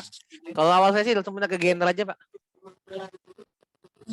Awal sesi kan ya? Iya Pak, iya Mas. Iya, langsung ke gainer aja Pak. Wis. Cari saham yang lagi volatil di gainer langsung Pak. Kalau emang niat mau nyopetin doang. Langsung buka stock and gainer, ya pakai ini aja ya, exit dex, terus ini satuin aja kebanyakan. Langsung di sini pakai aja stop gainer.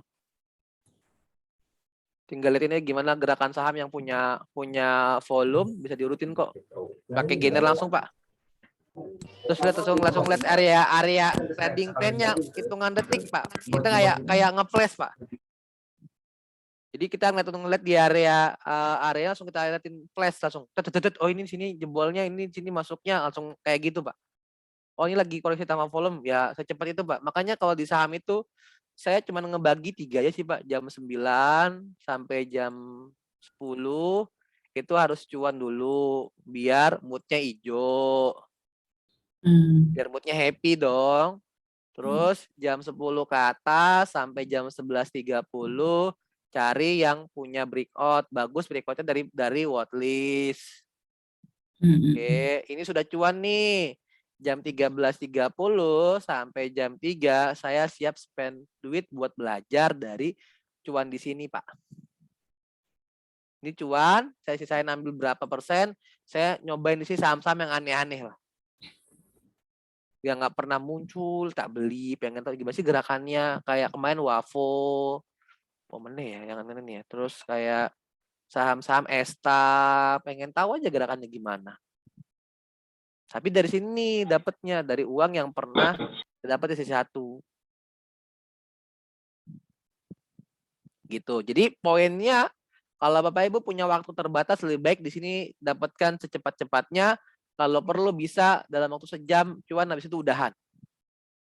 Kalau bisa, tapi namanya jiwa manusianya kita greedy, nggak udahan kan, habis nggak udahan mau diambil lagi duit untung ya kan, terus loss juga akhirnya. Jangan diambil sana. Gitu. Mas Hadi. Apa? Mas berarti kalau pantauan yang jam 9 sampai jam 10 tuh langsung lihat dari watchlist. Itu RTI. Bukan aku watchlist dulu. Watchlist dulu ya? Iya, aku masih mau kayak watchlist dulu. Sampai watchlist saya bekerja. Sejam masih bisa nungguin kok. Tapi kalau watchlist kita pas saat kita pantau tuh volumenya nggak ada, tetap dipantau atau ganti? Tetap dipantau. Aku nggak pernah ganti watchlist sampai sesi aku udahan. Sampai emang dia gagal kan. Karena watchlistnya aku mana yo? Masih Fitureke banyak amat. Watchlistnya ya dapat dari Stockpick CDS dong. Watchlistnya aku ini kok. Mana ya?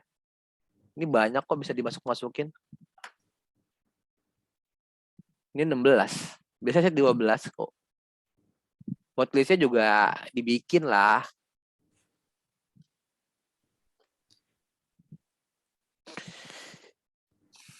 Aduh, ada lagi Bapak Ibu? Monggo. Kalau cara menentukan watchlist-nya gimana?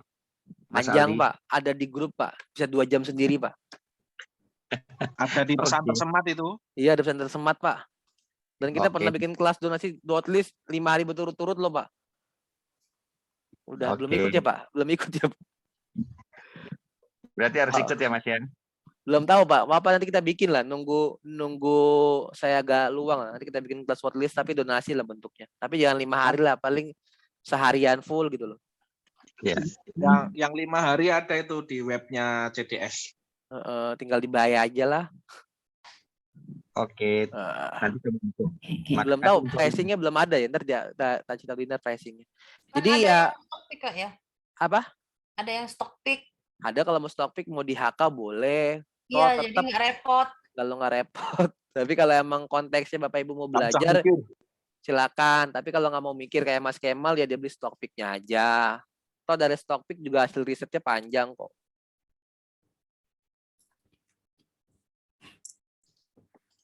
Ada lagi Bapak Ibu?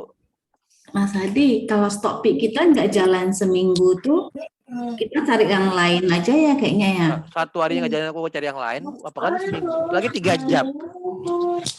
3 jam aja nggak jalan aku langsung ganti, Bu.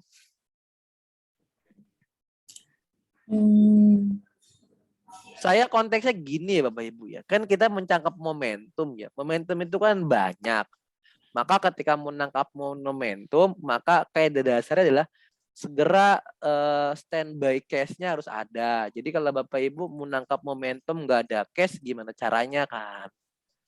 Lalu biar dapat momentumnya selalu tepat, silakan Bapak Ibu gunakan metode yang nyaman. Oke. CDS itu dari awal dibangun metodenya cuma pakai PPA, volume price analysis. Bukunya dari yang dipakai oleh Wyckoff. Ini udah Eyang tahun 1903. Oke, terus apa ya? Disempurnakan oleh Anna Collin di tahun 2000-an. Ya sudah, aku cuma pakai ilmu ini aja. Kenapa pakai ini? Sudah terbukti lama dari seorang yang senior banget 1903 aku belum lahir. Dia sudah trading banyak. Jadi pakai bukunya Wyckoff, pakai Anna Collin dengan metode PPA. Maka kalau teman-teman nanyain saya tentang kaidah tape reading, bit over, aku ngerti tapi nggak bisa jadikan sebagai buku. Jadi kalau Bapak Ibu nanti belajar di luar sana, metode yang terbaik itu apa? Yang pernah tertulis gitu. Bukan yang pernah diucapkan oleh yang bikin kelasnya gitu. Saya makanya dari detik ini nggak suka pakai bandarmologi karena belum pernah ada buku yang menulis dan itu beneran jadi berhasil. Walaupun ada ilmu tahu apa ya, bandarmologi ya bukunya ya. Bener nggak? Iya, yang Ryan Philbert itu ya? Ya, Ryan Philbert. Iya, kayak gitulah. Pokoknya ada tahu bandarmologi kan. Tapi pertanyaannya, dia ngetahuin bandarmologi, dia tahu nggak refleksnya gimana ke sahamnya? Emang kita suka nungguin tahu. Terus jadi makanya saya bilang semua metode itu bagus, asal punya kaidahnya. Ada buku yang menjawab itu dan di backtest dalam jangka panjang.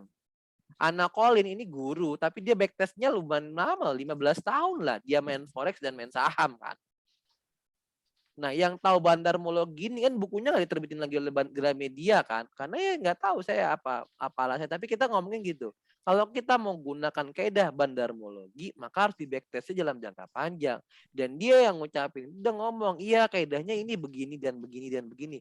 Pertanyaannya gini Bu, kalau kita pakai bandarmologi, emang harus tahu ya dapurnya orang ataupun rumahnya orang, halaman depannya ada tanaman apa, bonsai, kamboja, mawar, dan lain-lainnya kan nggak perlu tahu, Bu.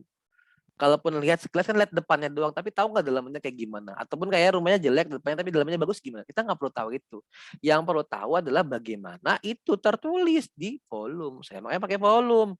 Dan sudah dibuktikan oleh orang-orang yang sudah lama di saham, Wyckoff dan Anna Collin. Dan itu ilmu paling simpelnya. Maka Ibu harus punya tadi, nungguin momentum, nyaman dengan metodenya. Kalau belum ketemu metodenya, silakan dicari. Karena saya nggak bisa memasakkan Bapak Ibu yang mungkin sebelumnya sudah belajar ABCD keluar sana.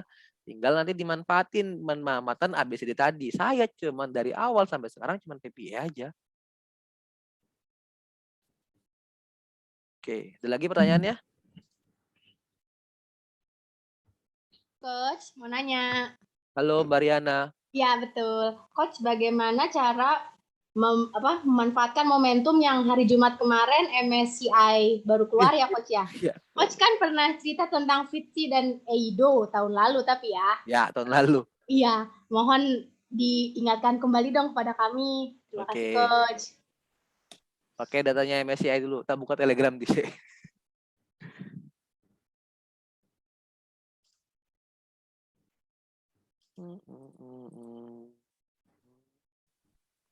Ini MSCI ya? Iya, Coach. Oke, jadi MSCI ini adalah indeks yang diterbitkan oleh New York Stock Exchange. Jadi bentuknya adalah dia apa ya? Banyakan duit itu istilahnya apa ya Mas Kemal ya? Duitnya nggak kepake gitu loh. Lu bilangnya pasif money. Jadi ada orang-orang di luar sana yang pasif money, bentuknya adalah dia membeli saham-saham di market-market kayak kita tuh masuk salah satunya. Nah, jadi dia setiap aku lupa ya 3 atau 4 bulan itu mengalami fase add and inclusion. Jadi dia ada yang dimasukkan, ada yang dikeluarkan dengan kaidah yang dianggap sebagai menurut mereka make sure sebagai tandanya. Ada yang ketika itu dianggap sebagai oh kalau dia kayak gini. Nah, kalau emang teman-teman mau baca ada slide di website ya, Syekh.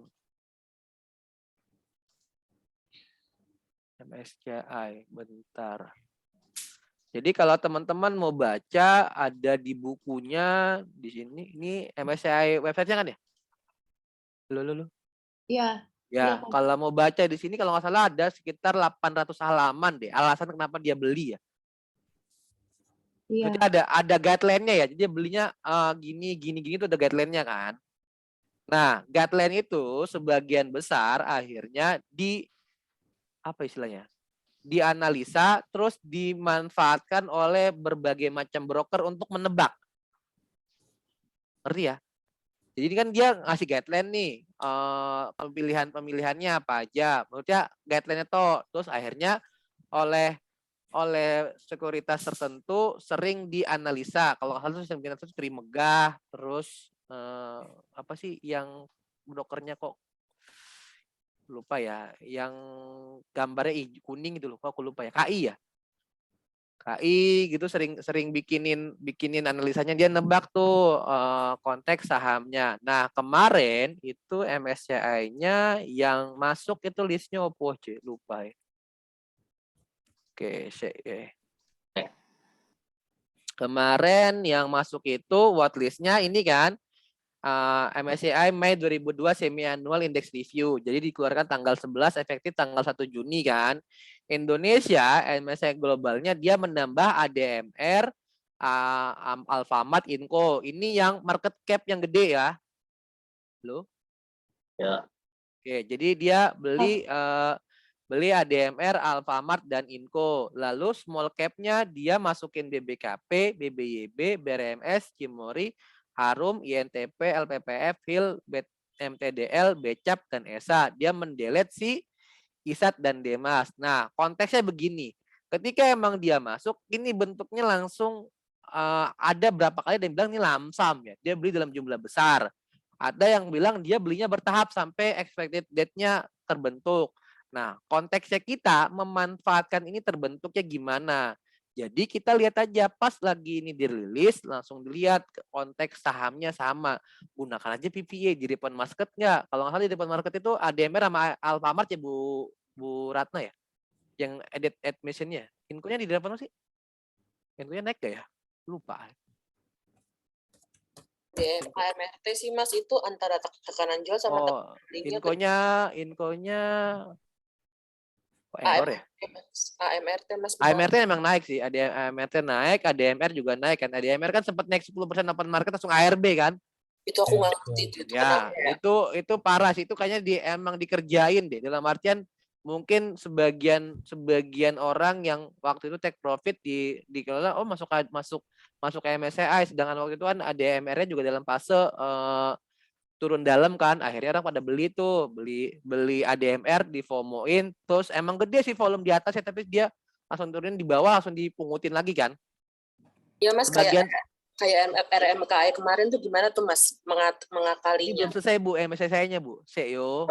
Iya, Oke, jadi ketika kita ngomongin di sini akhirnya ya lihatnya adalah manfaatin aja volatilitas terbentuknya tadi yang MSCI-nya si ADMR, Alfamart dan Inco-nya yang big cap-nya. Lalu yang small cap-nya ya kita lihat dia direspon market atau tidak. Kalau nggak direspon market ya nggak usah dilihat, nggak usah dibeli kan.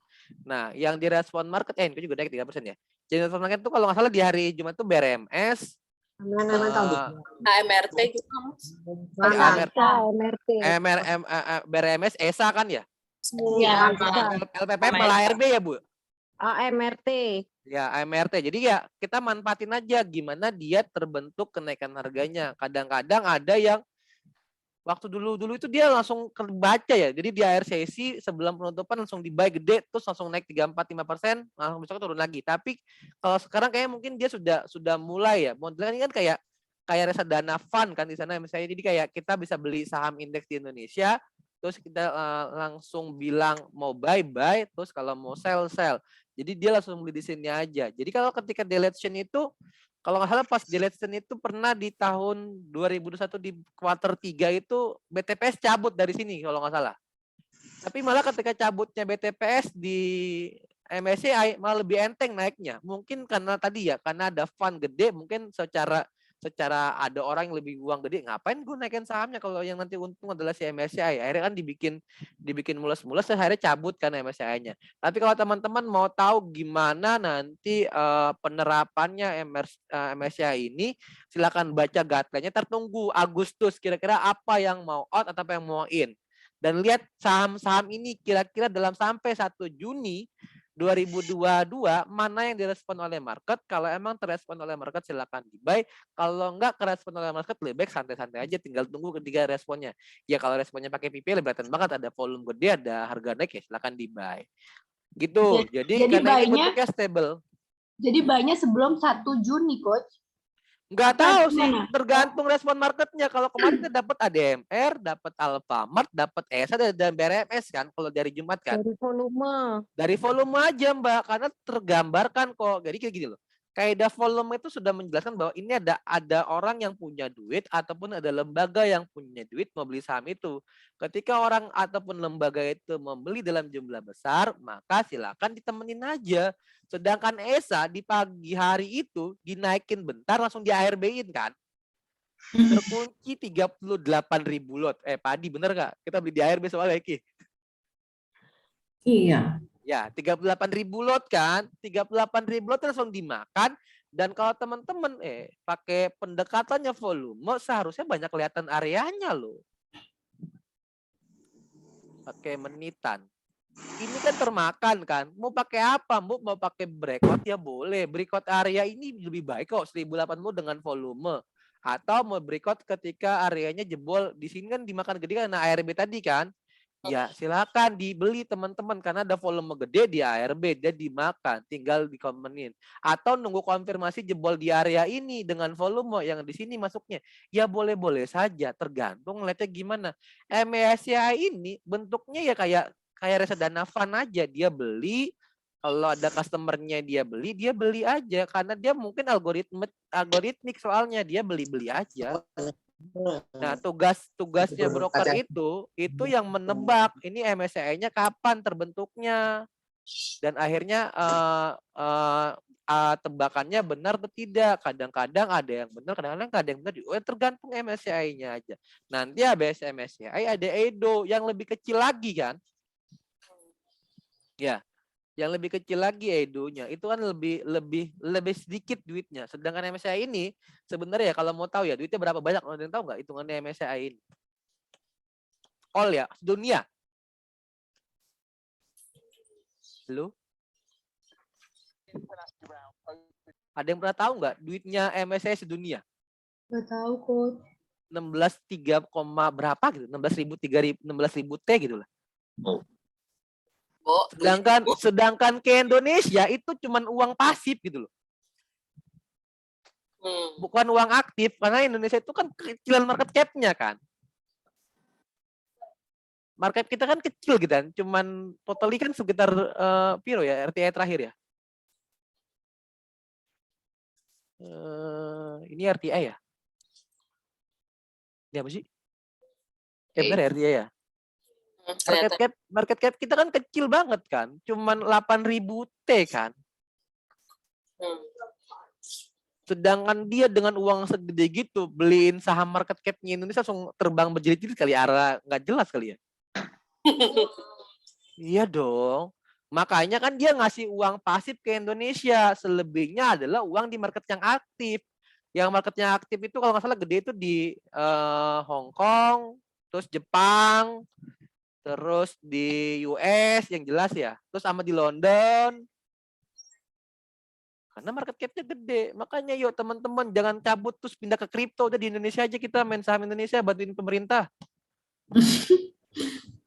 Biar pemerintahnya juga bahagia, dia menjaga saham. Terus kita yang trading juga dapat cuan. Jangan trading di kripto lah gitu loh. Gitu. Sip. Sip, Clear sip. MSCI-nya ya. Nanti tinggal nunggu Edo. Edo juga ada tapi kecil. Market cap-nya Edo tuh nggak segede MSCI. Nanti the next MSCI tungguin di Agustus.